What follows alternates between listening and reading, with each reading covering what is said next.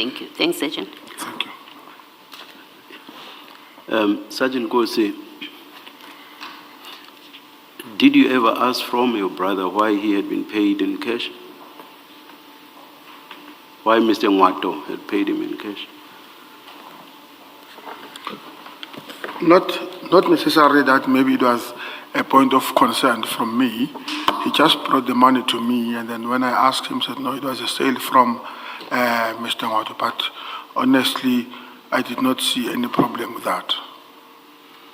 You are a police officer, you know about money laundering. Should you not have inquired? Did such a huge sum of money in cash not have raised alarm bells in your head? 380,000 rand, that's a lot of money in cash.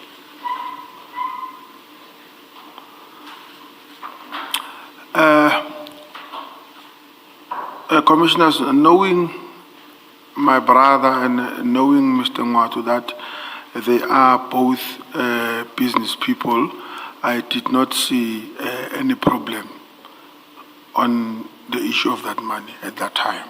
Not all businesses are cash businesses. Can you explain why you would not have thought of why the money was in cash?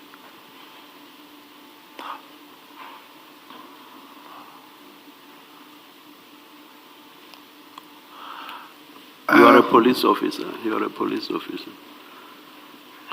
Yes, I am. I agree on that, Commissioner. Not maybe to get into details about Mr. Ngwato's business. One thing that I know that he ran auctions in terms of the animals.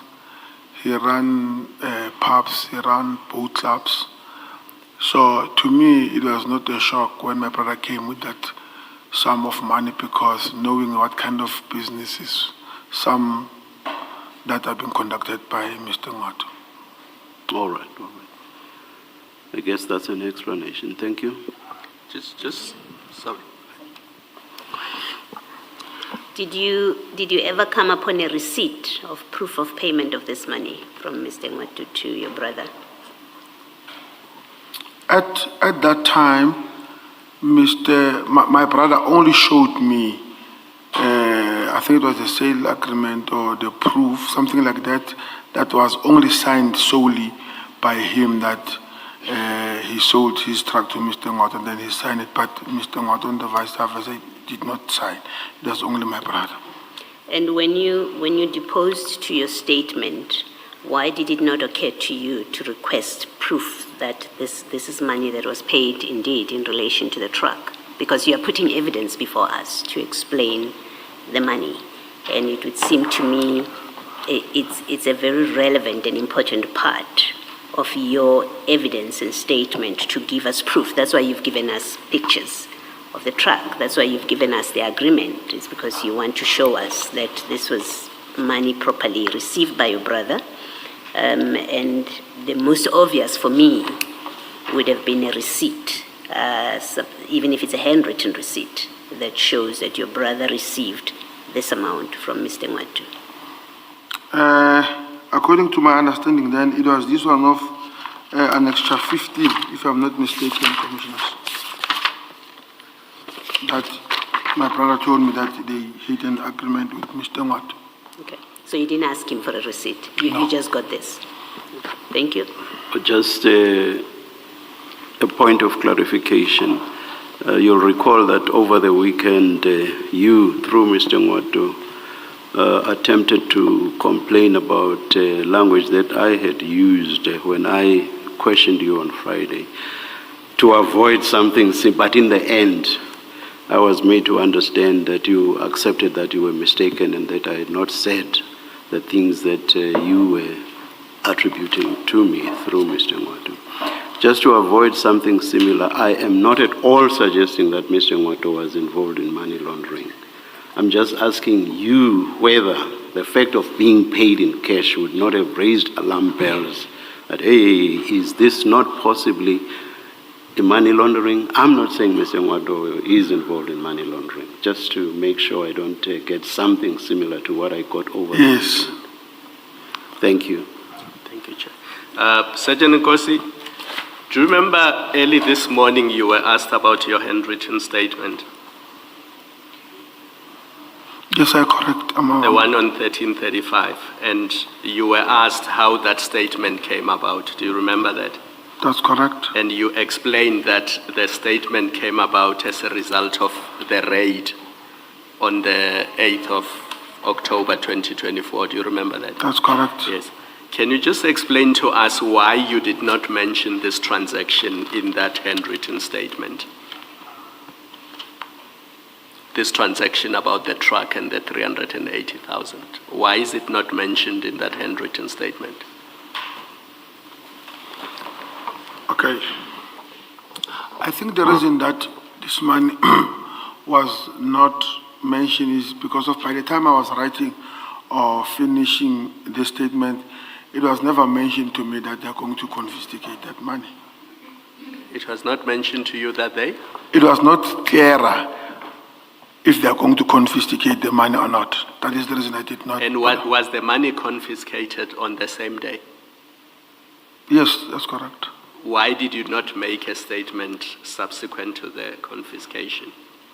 Why did you not make a further statement explaining the source of those funds?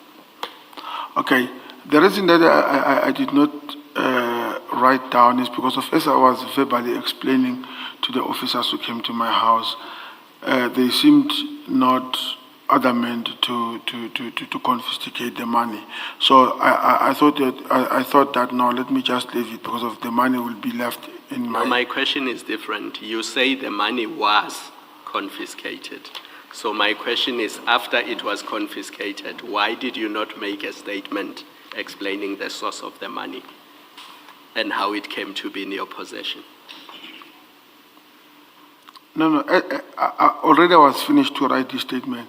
No, I understand that. After the money was taken, or maybe 2 days after, or 3 days after, or 5 days after, why did you not give a statement to the police explaining the source of those funds and how they came into your possession? Why do you wait until you are asked by the Commission in December 2024? The period between October and December is a long period. Why at any stage between the 8th of October 2024 and, is it 2025, and December 16, 2025, when you deposed to an affidavit for the Commission, why did you not explain the source of those funds? Okay, thank you, Commissioner.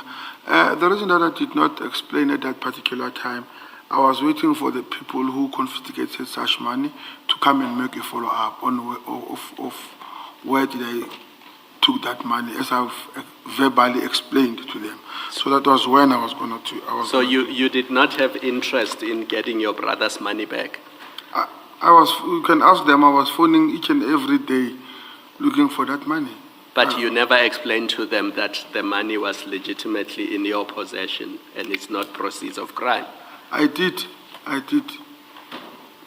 And then, do you accept that nowhere in any of the annexures you provided to us does anybody say that cash exchanged hands between Mr. Ngwato and your brother? In other words, there was no EFT transaction or there was no payment in another form. Nobody in any of these documents is saying that the purchase price was paid in hard cash. Do you accept that? I mean, if you read Mr. Ngwato's statement, nowhere does he say he gave your brother cash. Do you see that? But let me just go back a bit in the statement maybe to check with my brother's statement. Let's start with Mr. Ngwato's one on page 30.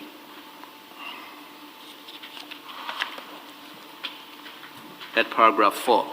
What he does is he mentions the sale price, but he does not say, I gave Abednego cash.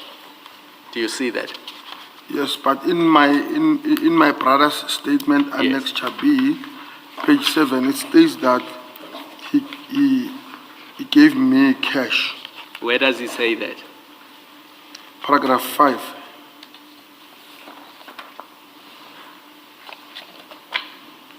He says I handed the purchase money I've to my elder brother.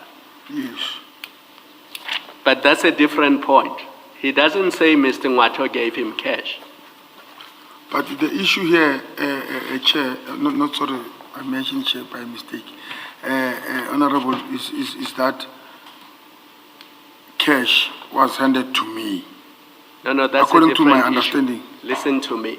Your brother does not say Mr. Ngwato gave him cash. Do you accept that? But he talks about money, Council. Mr. Sgt Nkosi, if there are three people involved in a transaction, I can withdraw money from an ATM or I can go inside a bank and withdraw money. It doesn't mean I obtain that money from somebody else. So my point is that although he says he gave you purchased money, he does not say Mr. Ngwato gave him cash. That's my point. But still on that note, even if he does not state that he gave him cash, but here he mentioned cash. So it does not necessarily that Mr. Ngwato did not give him cash. I'm not sure you're understanding me. Let's leave it there. Now let's go to page 1, your affidavit. Maybe on page 3, it starts on page 1. But the part where you deal with this is on page 3, paragraph 15.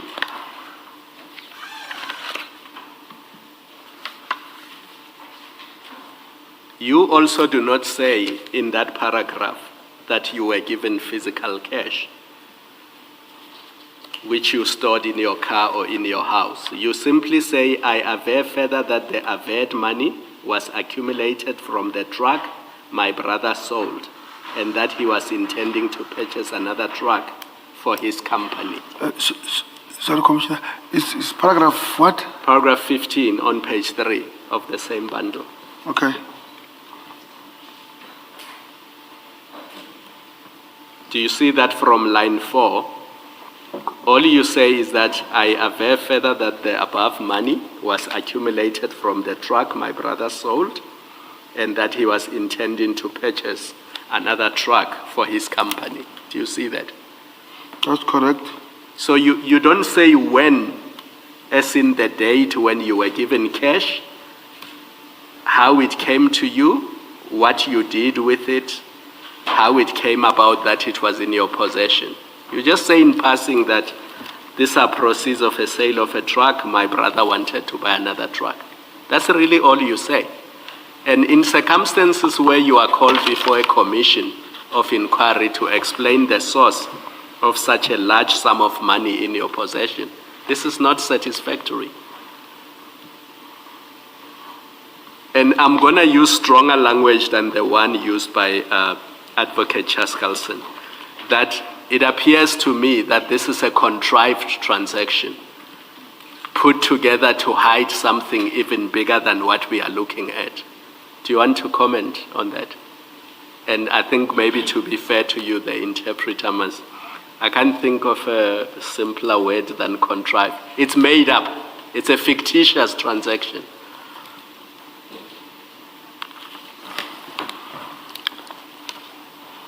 Do you want to comment? That it appears to me that this is a made-up sale transaction. It doesn't look like a real sale transaction to me. No, I'm not stating it as a fact, to be fair to you, just so that we are clear. I'm putting a proposition to you, which you have the right to either dispute or to confirm. No, I dispute what the Commissioner is saying. To you, this is a valid transaction. A valid transaction. And do you know if the truck was delivered to Mr. Ngwato? Do you know if a truck ever exchanged hands? I would not know, but I think so. Why would you not know if your brother sold a truck to Mr. Ngwato? Why would you not know whether he has delivered it to Mr. Ngwato or not? Okay. Have you seen the truck in your brother's possession after the sale? What I know, after Mr. Ngwato paid the money, he did not take the cash. He did- He did not take the truck. So the truck Immediately. remained in your brother's possession. At that time, I don't know now, but at that time, Mr. Ngoto did not. At the time that you deposed to the affidavit, where was the truck? It was still with my brother, if It I'm was not still with mistaken. your brother? Yes. So do you see why, from where I'm sitting, it looks like this is a made-up transaction? Because if you are selling a truck to somebody, one of the ways of proving that you have sold a truck is you deliver it to the purchaser. How is it that the truck was not delivered to the purchaser if this is a genuine sale transaction? I'm not saying by the time I deposited the statement, the truck was still in my brother. No, but that's I what s- you said when I asked you, Sgt Nkosi. Okay.